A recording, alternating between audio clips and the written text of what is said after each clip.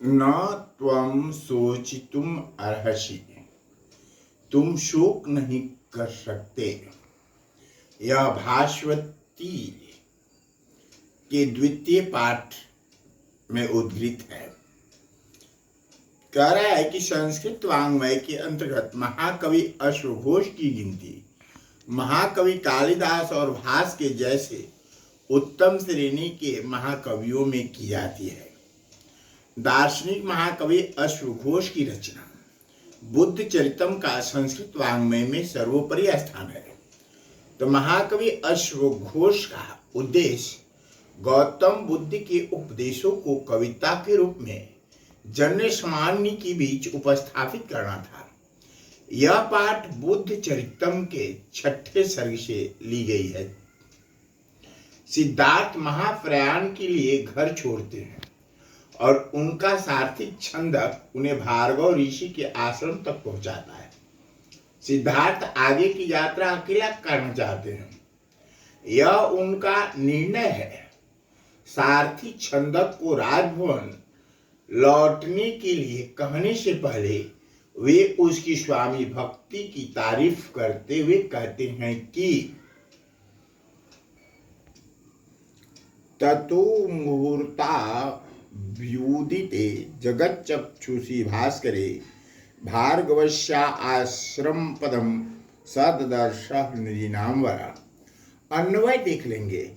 तत नृणांवर जगच्चक्षुषी भास्करे मुहूर्ता विद्युते स भार्गवस्य आश्रम पदम ददर्श।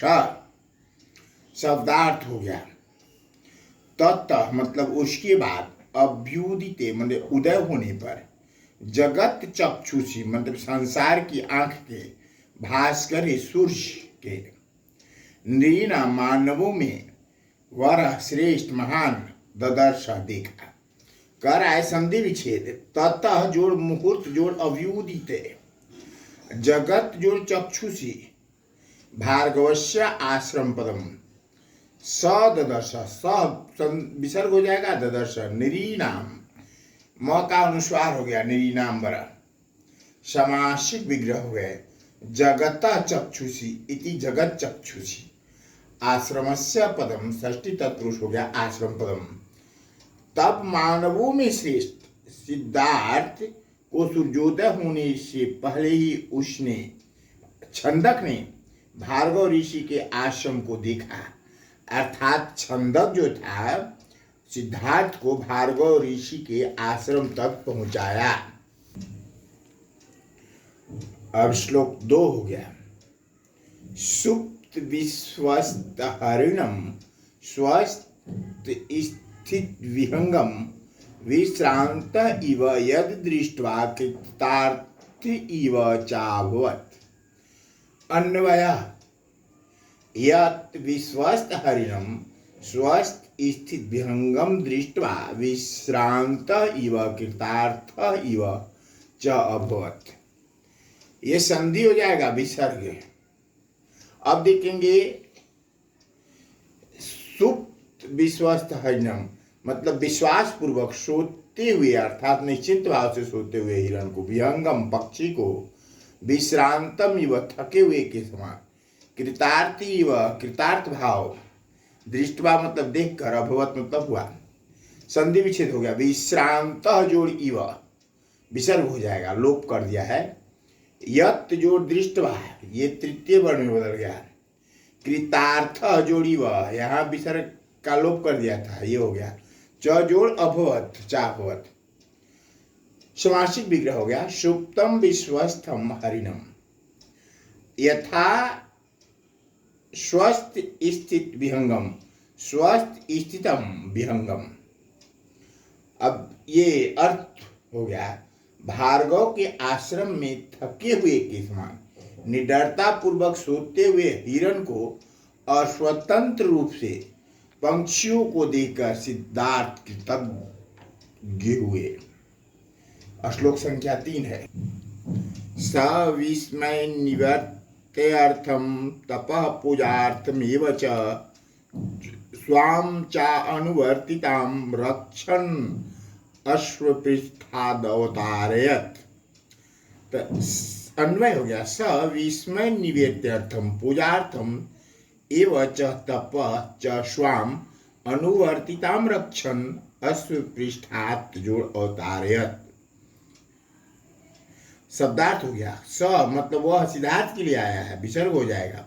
विस्मय निवर्त्यम शंका समाधान के लिए, पूजार्थम पूजा के लिए, तप तपस्या साधना, अनुवर्तिताम आचरण को, रक्षण बचाते हुए, अवतारयत उतारा। शब्दार्थ संधि विच्छेद हो गए, स विसर्ग हो जाएगा, विस्मय निवृत्ति जोड़ अर्थम जोड़ तप, पूजार्थम जोड़ एव, स्वाम जोड़ च जोड़ अनुवर्तिताम हो गया, रक्षण जोड़ अश्वपृष्ठात जोड़ अवतारयत, रक्षण अश्वपृष्ठात अवतारयत। अब ये हो गया समासी विग्रह।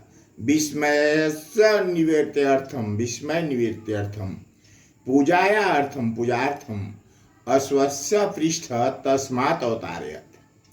हो गया कि वह सिद्धार्थ अपनी जिज्ञासा और आश्चर्य की शांति के लिए, तप और आराधना के लिए तथा अपने आचरण एवं व्यवहार की रक्षा करते हुए घोड़े की पीठ से उतर गए।